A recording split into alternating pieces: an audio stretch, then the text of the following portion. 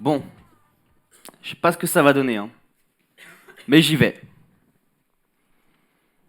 C'est à peu près ce que je me suis dit quand Lorraine m'a proposé de faire ce regard croisé. Et c'est une phrase que je me dis souvent en fait, surtout depuis que j'ai créé mon entreprise.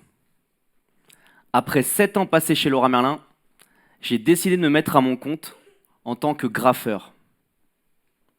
Pour vous donner une idée de mon travail, ça, c'est une fraise que j'ai réalisée sur le magasin Leroy Merlin de Paris 19. Et celle-ci, plus récemment sur le magasin de Massy. Aujourd'hui, je suis graffeur et entrepreneur. Et cette phrase, c'est un peu ma philosophie de vie. Je sais pas ce que ça va donner, mais j'y vais.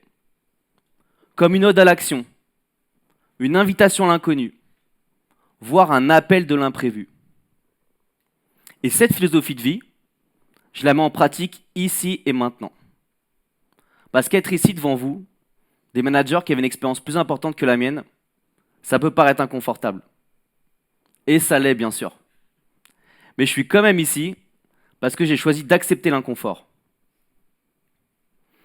Et c'est précisément pour cette raison que je suis parti voyager 6 mois à l'étranger.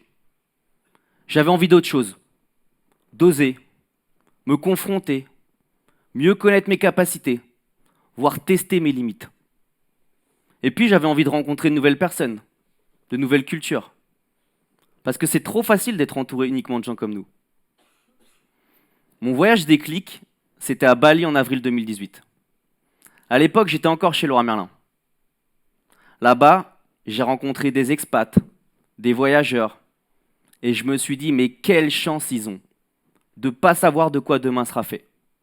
L'inconnu, l'imprévu au quotidien. Alors, de retour à Paris, j'ouvre le magasin à 6 heures du matin, puis à ce moment-là, je me dis, bon, il est peut-être temps pour moi d'essayer autre chose. Et 6 mois après, je quittais Leroy Merlin. Alors j'ai quitté mon CDI, j'ai quitté Paris, et je suis parti. Bali, Australie, Costa Rica, Colombie, puis New York.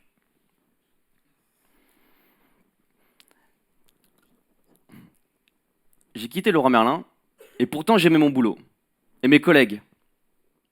Mais je sentais que 1000 vies étaient possibles, et j'avais besoin d'en vivre d'autres.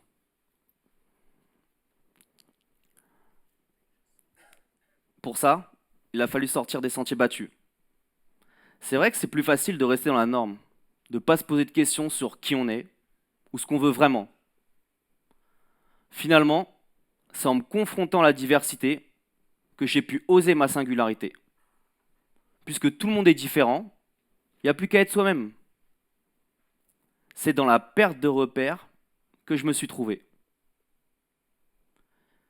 Et puis, je ne pouvais plus me contenter d'en rêver, d'en parler autour d'un verre, d'être spectateur de ma vie. Il fallait que j'ose. J'avais besoin de passer de la parole aux actes. Alors de retour à Paris, je me suis lancé. J'ai ouvert ma boîte. Je me rappelle que certaines personnes m'ont dit que c'était courageux. Pour moi, ça l'était pas. C'était réfléchi, et puis les risques étaient mesurés. Et au pire quoi, je me plante, je dois retrouver un boulot. Dans tous les cas, j'en serais sorti grandi.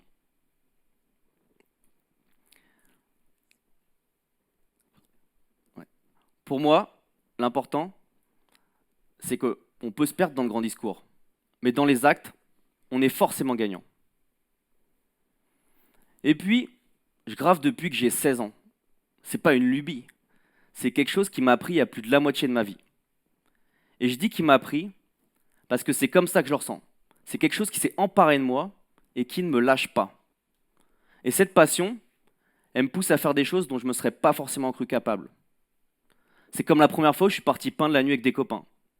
Alors qu'à l'époque, j'étais très réservé, très dans les rangs. J'habitais dans un patelin calme, j'étais pas du tout du genre caïd. Mais ce soir-là, dans un terrain vague, derrière un parking désert, je me suis senti à ma place. C'était pas tant l'interdit, même si au début je cachais mes bons, je sortais la nuit. Mais rapidement, il y en a eu trop. Je pouvais plus me cacher. Et puis mon père était flic. Mais il travaillait au 36 quai des Orfèvres dans la lutte contre le grand banditisme. Alors le graffiti, c'était loin d'être son combat. Et puis quand il était petit, il dessinait beaucoup. C'est même lui qui m'a initié à la bande dessinée. Donc finalement, lui et moi, on n'a pas du tout été en conflit là-dessus. C'était pas une rébellion, mais plutôt un alignement. Et je savais que j'allais pas lâcher. Un jour, j'ai ma mère au téléphone et elle me dit: mais quand est-ce que t'arrêtes ta crise d'ado? Et voilà, 33 ans, j'y suis encore. C'est bien que c'est plus profond et plus engageant que ce que certains ont voulu croire. Pour moi, une passion, c'est comme un second souffle. Ça vous donne ça vous donne l'énergie nécessaire pour vous surpasser et l'aplomb pour vous affirmer. Et je sais que je suis à ma place, notamment parce que quand je graffe, je suis complètement absorbé par ce que je fais. Je vois plus le temps passer. C'est ce qu'on appelle le flow. Le flow, c'est l'état dans lequel on est quand on pratique une activité qu'on aime et qui nous correspond vraiment. Ni trop facile, ni trop facile, ni trop facile, ni trop difficile. Et qui mobilise le meilleur de nous-mêmes. C'est les chercheurs en psychologie positive qui ont mis cet état en évidence. Le meilleur moyen de le reconnaître, c'est de vous poser la question suivante. Quelle est l'activité qui me fait oublier l'heure qu'il est? Pas faim, pas soif. Juste absorbé. Moi, je l'ai trouvé. Maintenant que je sais que je vis tout ça, ma posture consiste simplement à faire et à rester ouvert. Récemment, par exemple, deux petites actions indépendantes l'une de l'autre se sont bien combinées. D'un côté, j'étais allé voir une copine artiste qui peignait au Gafféa. Il se trouve que quand je suis arrivé, elle manquait de peinture et le temps commençait à jouer contre elle. Alors je suis allé récupérer des bombes et je lui ai filé un coup de main. Et finalement, elle a pu rendre sa prestation dans les temps. Et c'est à ce moment-là que j'ai rencontré Natacha, son agent. Natacha, elle a une agence d'artistes spécialisée dans les arts urbains et de l'expérience dans l'événementiel et la com. Et puis, d'un autre côté, je postais régulièrement mes graphes sur Facebook. Comme ça, j'en attendais rien de spécial. Et c'est par ce biais-là que j'ai un vieux copain d'enfance qui m'envoie un message. Il est aujourd'hui promoteur immobilier et il sponsorise un festival de street art. Alors il me demande si je serais prêt à l'organiser, de A à Z, projet clé en main. J'étais carrément partant. Mais le projet était quand même assez gros, alors j'ai ressenti le besoin de m'associer. J'ai appelé Natacha et on s'est lancé. Ça s'est fait comme ça. Pour moi, l'important c'est de faire et de laisser faire. On ne peut pas tout contrôler. On peut juste faire de son mieux et se laisser surprendre par la suite. Si quelque chose arrive de positif, alors super. Sinon, tant pis, j'apprends et je continue d'avancer. Ça me fait penser à la fois où j'ai sauté en parachute. C'était en Australie l'année dernière. La veille, j'étais allé faire du skate et je me suis ramassé mais violemment. Ma tête avait cogné le sol, je saignais de partout.